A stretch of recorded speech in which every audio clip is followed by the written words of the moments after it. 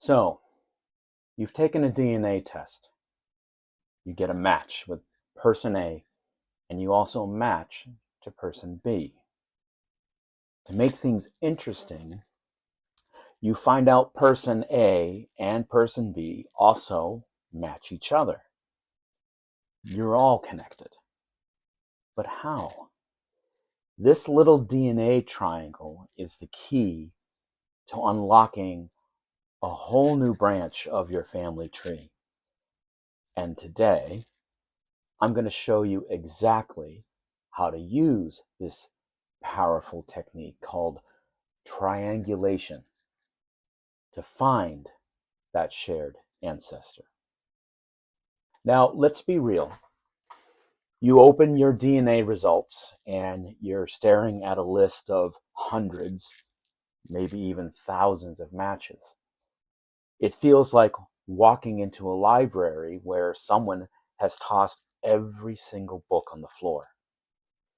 The information is there somewhere, but the sheer volume is completely overwhelming to you. You might see a few familiar names, but mostly you see strangers. And yet the testing company is telling you that you're related. That's the puzzle of genetic genealogy, right? It's a problem of finding the signal that's in the noise. The signal is that faint genetic echo from a shared great-great-grandparent. The noise, well, it's just everything else. Triangulation is the tool that turns the volume way up on that signal. It's not just about finding one relative, it's about finding a whole group of relatives who all descend from the same ancestor. By using your collective DNA and family trees, you can pinpoint exactly who that ancestor was. It's one of the most reliable ways we have to confirm family lines and smash through those brick walls we all have in our family trees. In this video, we're going to demystify triangulation. We'll cover what it is, why it works, and I'll walk you through step by step how you can use it on the major DNA testing sites.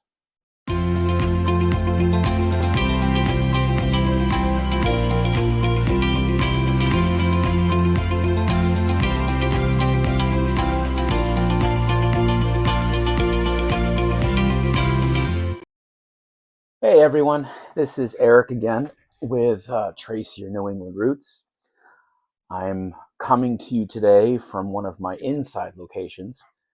I got back late last night from a family cruise to the Bahamas, only to be greeted by rainy 48-degree weather here in New England. And the rain has stopped, but unfortunately it's still wet and chilly outside and quite windy. So I have to be flexible in order to make sure I stay consistent with getting my content out to you. So I am thankful for your support and encouragement, and yes, even your constructive feedback. While I was waiting to board at the ship terminal, I received a comment from one of my viewers who thanked me for the information that I provided in a recent video where I discussed the 3 common DNA mistakes that you must avoid in genealogy. In the video, I briefly touched upon triangulation in genealogical DNA test result analysis. And this viewer asked if I had any deeper content on triangulation. And I did agree with her that a new video which delved deeper into this discussion was needed. So, that being said, let's jump right in. So, what's the big idea here? The word triangulation gives us a huge clue. It involves 3 points. In our case, 3 people. Let's call them you, match A, and match B. Now here's the deal. If you share a specific chunk of DNA with match A, and you also share that same exact chunk of DNA with match B, and that's the important part here, match A and match B also share that segment with each other, then all 3 of you almost certainly inherited it from a single common ancestor. So think of it like a family heirloom.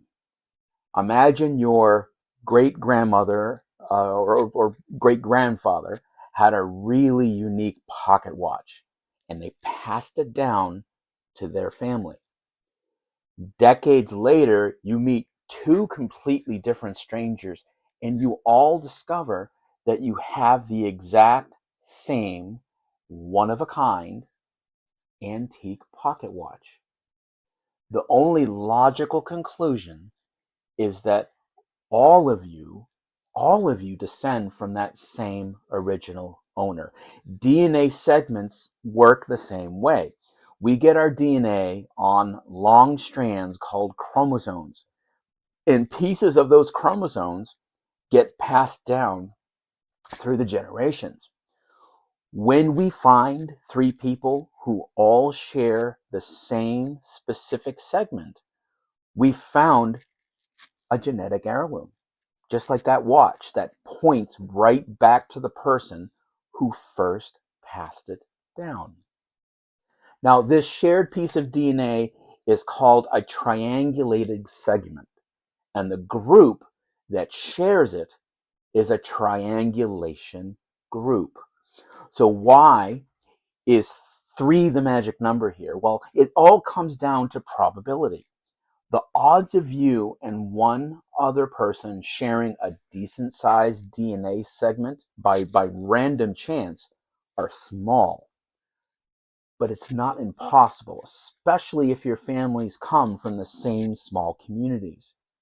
However, the probability of a 3rd person also sharing that exact same segment in the same exact spot, is that sheer coincidence? It's astronomically low. It's practically 0. So when we see this 3-way match, we can be confident the connection is real and it comes from a relatively recent common ancestor. This is what gives us the evidence to confirm relationships and separate the truly useful matches from the background noise. Now, we're going to talk about 2 different flavors of triangulation here. One is called segment, and the other one is called pedigree. This is where things can get a little confusing, folks, but the term triangulation is used for 2 slightly different methods. The one you use completely depends on the tools provided by the company that you tested your DNA with. So let's break down these 2 segments. The first segment, which is called segment triangulation, is it really is the gold standard. That it's the most scientifically rigorous version. This method requires a tool called a chromosome browser. That's a key word, folks. Make a note of that. Write that down. Chromosome browser, which is in essence a visual map that shows you exactly which segments of DNA on which chromosomes you share with your matches. To do segment triangulation, you have to be able to compare the DNA of at least 3 people at once to verify that you that you, match A, and match B all share an overlapping segment on the same chromosome. This is really the truest form of triangulation because you're genetically proving the link. Companies like 23andMe, MyHeritage, Family Tree DNA, and the third-party tool GED Match all give you the chromosome browsers you need to do this. But you might have noticed a big name missing from that list, and that's Ancestry DNA. Ancestry doesn't currently have a chromosome browser or give you access to detailed segment data. That makes true segment triangulation impossible to do on their site. And that brings us to the second type of triangulation, which is pedigree triangulation.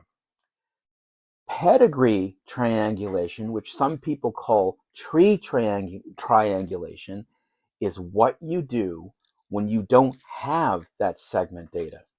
Instead of confirming the link with chromosomes, you build your case using family trees.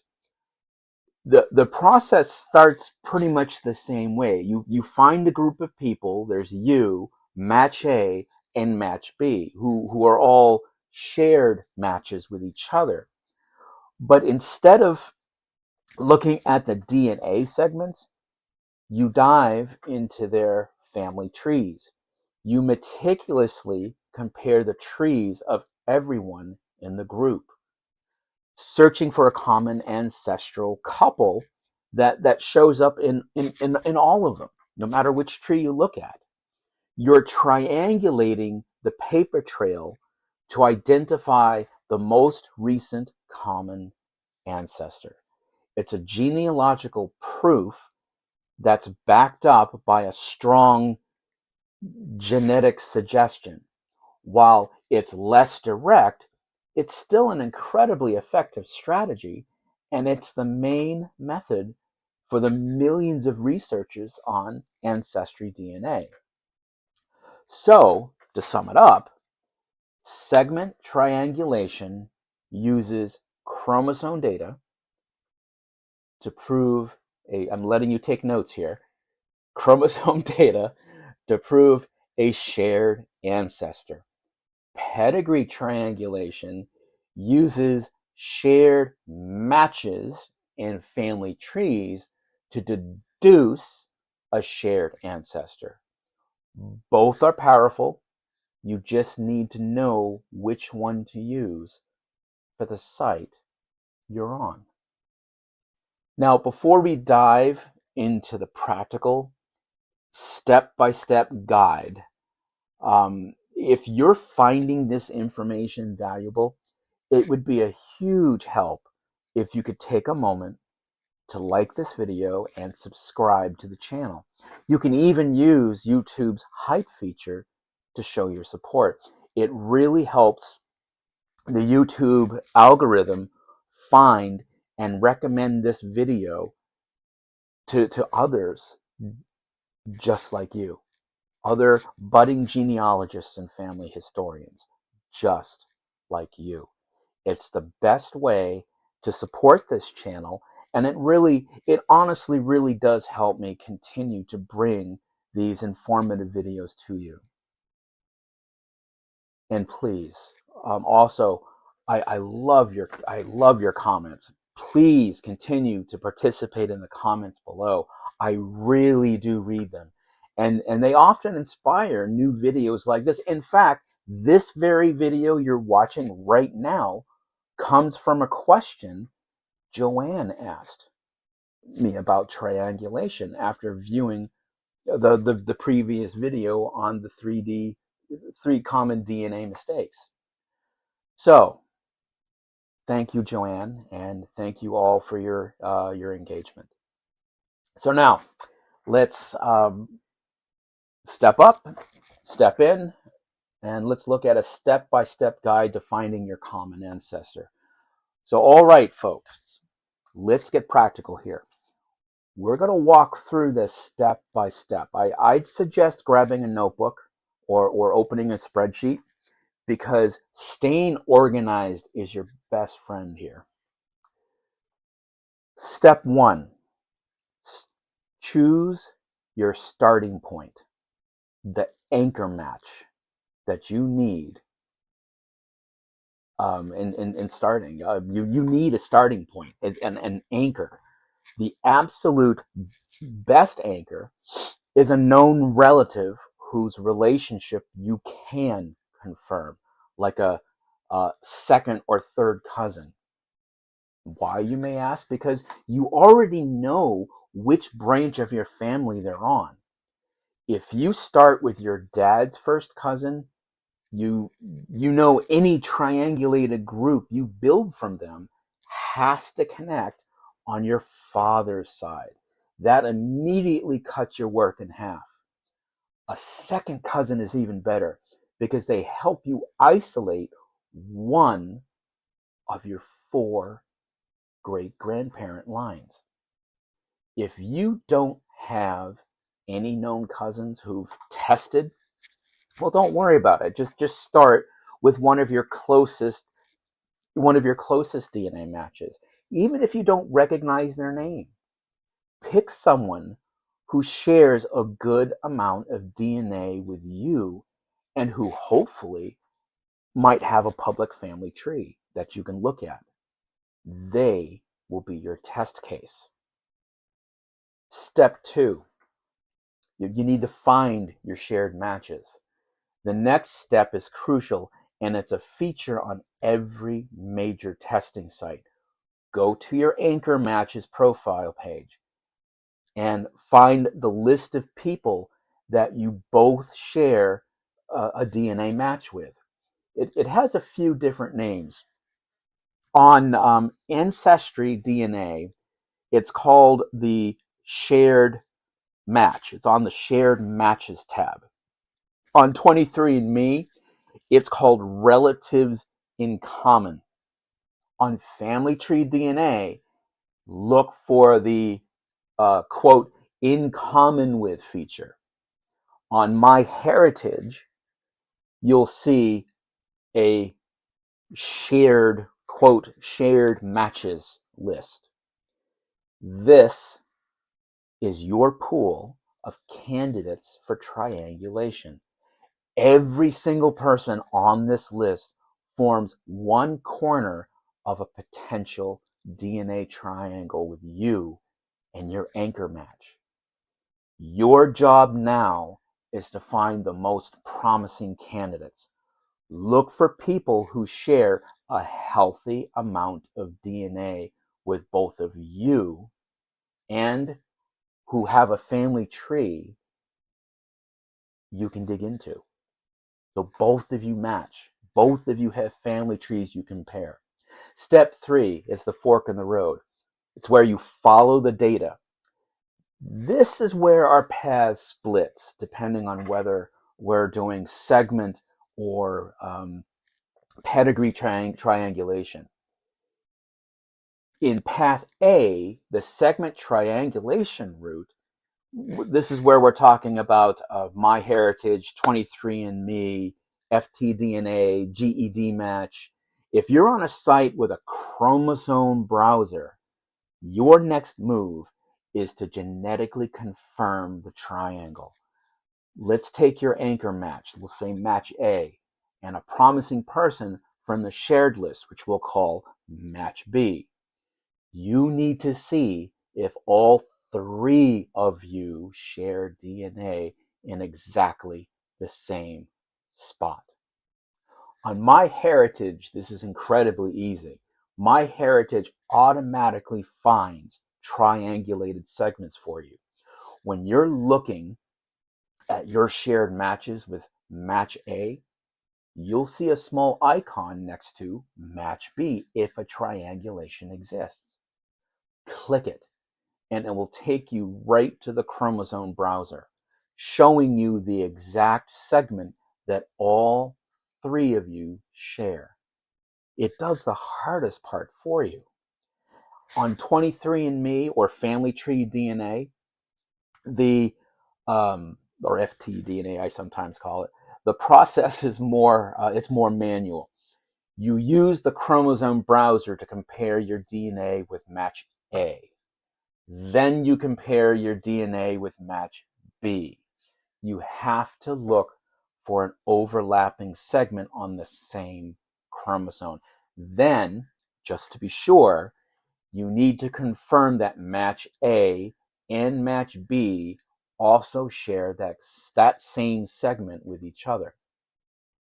On my personal favorite, on GED Match, this absolutely free third-party tool is a triangulation powerhouse. After you upload your data, you can use its triangulation tool. You just plug in your kit number and a matches kit number, and it will generate a report of everyone in the database who triangulates with both of you, complete with the exact chromosome and segment details. Once you've confirmed that you, match A, and match B all share a specific DNA segment, you've officially formed a triangulation group. This is a huge breakthrough, folks. Now your job becomes purely genealogical. Compare the family trees of everyone in that group and find the common ancestor. That's your person right there. So since we don't have, unfortunately, since we don't have segment tools on Ancestry, we have to build a web of connections and look for patterns that we can trap in this spider web. Now, you've already done steps 1 and 2. You have your anchor match and a list of shared matches. Now, instead of looking at chromosomes, pick a strong match from that list. We'll call them match B. Go to their profile and click on their shared matches tab. Look through that list. This again is on Ancestry. Do you see other people from your original list? Your goal here is to then find a cluster of people, say 3 to 6 individuals who all consistently show up in both of your shared matches lists. This creates what's called a genetic network. While you can't prove they all share the exact same DNA segment, the fact that they're all genetically linked to each other, it's a huge clue, folks, that they descend from the same recent family line. Once you have this cluster, the real detective work begins. Open up the family trees for every single person in your cluster, every single one of them. You're looking for an intersection point or a specific surname, a location, or even better, an ancestral couple that appears in multiple trees. For example, you might notice that 3 of the 5 people in your cluster, they might have the same surname of O'Malley. They're ancestors from County Mayo, Ireland in the 1850s. That's your sign. Your sign here. You can now focus all your research on that O'Malley line, building out their tree and their own until you find that commonality, that link. You're using the genetics to form your hypothesis and the paper trail at the same time to prove it. That's pedigree triangulation. Let's look at a case study in triangulation here for an example. Let's make this real with one quick example. And I imagine I'm trying to find the father of my great-grandfather, James Smith. That's just the name that's out there. I made it up. He was born around 1880 in Ohio. This is a massive brick wall in my tree. I'm on my heritage.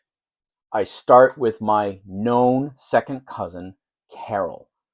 We both descend from James Smith's son. So she is my anchor. I go to our shared matches page and see a list of 50 people. One match. Robert catches my eyes. He shares a good amount of DNA with me and Carol, and he has a great public tree. And best of all, my heritage puts that little triangulated segment icon right next to his name. Bingo, I got him. I click to review the match, and the chromosome browser shows me that on chromosome 12, all three of us, me, Carol, and Robert, share a big overlapping segment. We have confirmed a triangulation group. Now here comes the genealogy here. I know Carol and I descend from James Smith. So the ancestor who gave us this DNA has to be at or above James Smith in our tree. I look at the tree, but I don't see any Smiths. Robert's great grandparents were Henry and Mary Jones, who lived in the exact same tiny county in Ohio where my James Smith was born at exactly the same time. Now, this is still a huge clue. My new theory is that James Smith is related to the Jones family. And I start researching Henry and Mary Jones and find they had 5 children, including a daughter named Sarah. Digging into old newspapers, I find a social column from 1879 that mentions Sarah Jones had a child out of wedlock. The timing here is perfect. Could her son be my great grandfather James? With this very specific hypothesis, which I only have because triangulation pointed me to the Jones family, I order a birth record. And the birth record comes back that James Jones, born to Sarah Jones, father unknown. Later census records show the same James living with a stepfather named Smith. This puzzle is now solved.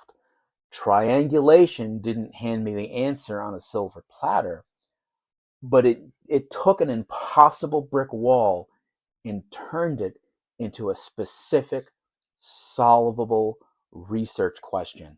It pointed me to the exact family in the exact location in the exact time period. That's the power of this, folks. This whole process can seem complicated at first, but I promise you, after you walk through it a couple of times, it'll just become second nature. It is truly one of the best tools we have for making real breakthroughs in our family history.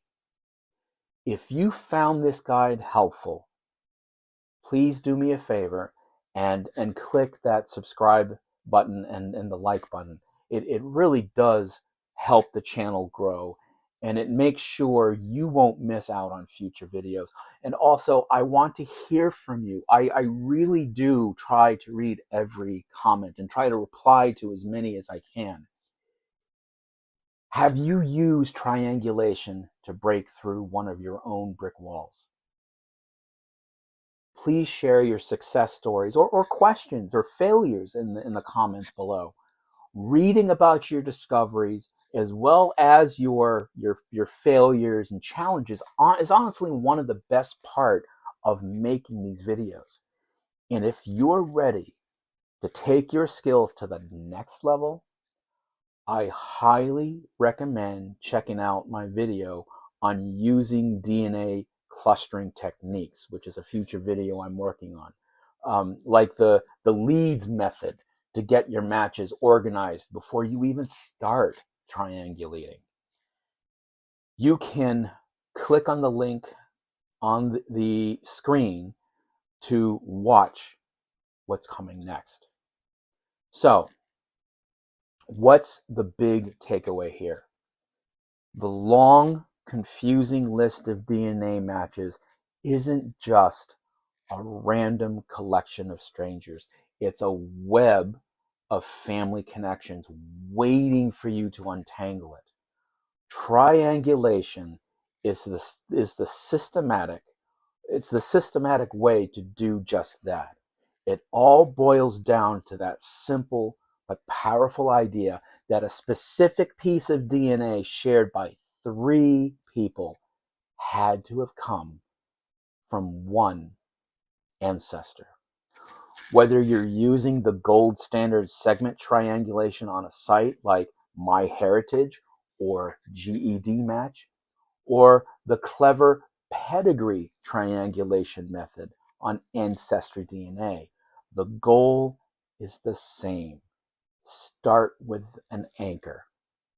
Find the people you share in common and use that group to hunt for the ancestor that connects you all. It takes patience, it takes practice, but it will transform your DNA results from a simple curiosity into a dynamic roadmap to your past. The clues are right there, folks, embedded in your genetics. And now you have one of the most important keys to unlock them. Thanks for watching, everyone, and happy ancestor hunting. This is Eric with Trace Your New England Roots, where history starts with your family.